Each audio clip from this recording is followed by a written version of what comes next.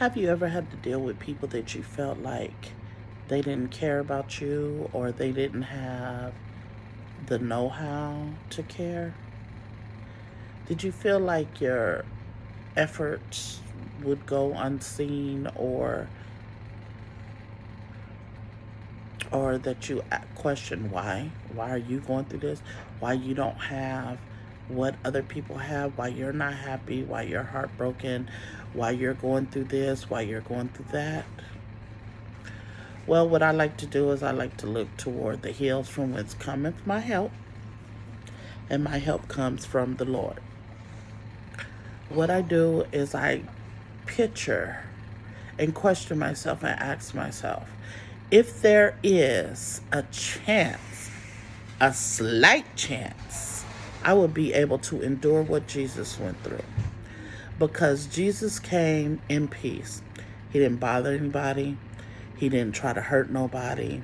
He didn't ask nobody for nothing. He went about his way.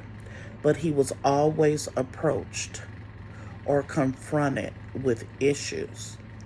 And he gave what he had, which was his Father. He freely gave that to whoever was willing to receive. And those who weren't willing to receive, he went ahead and continued teaching others so that the seed that was planted in that person could be watered by familiar people, encouraging the change, the reality check, the aha moment. That's what he did.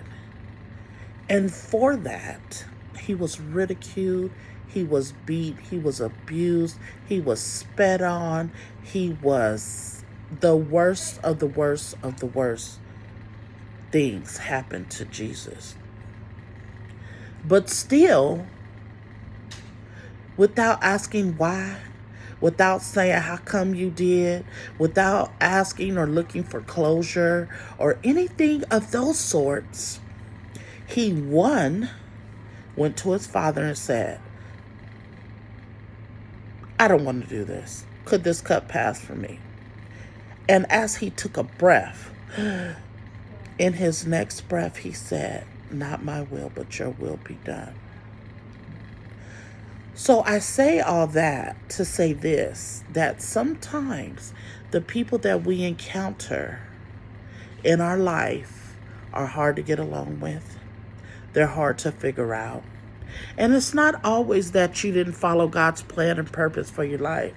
It could be that the plan and purpose is for you to feed and sow into someone who has had a difficult time receiving. That's what it could be. But while you go through it, while you search it, while you look for it, while you handle it, while you endure it, you need to remember to look to the hills from which cometh, my nose is itching, which cometh your help. You need to look to God and move the way he tells you to move. Your every move, conversation, attitude has to be fully intentional and purposeful, meaning prayer, thought, and discernment.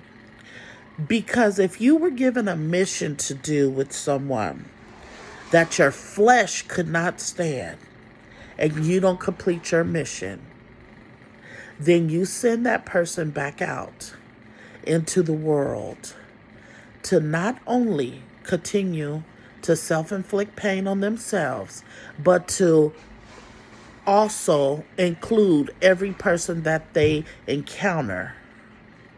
They pull them into that mess. And sometimes we got to take one for the team, like Jesus did.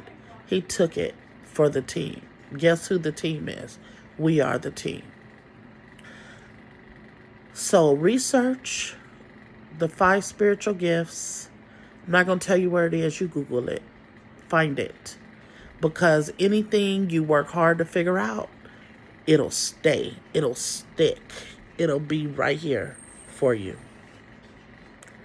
Always operate in love, care, and concern for others, despite your flesh. James 4:7 says to submit yourself unto God and resist the devil, and he will flee. That is true. It has worked in my life. Don't take my word for it. Just try it. And as always, thank you for your time. With love, Ree.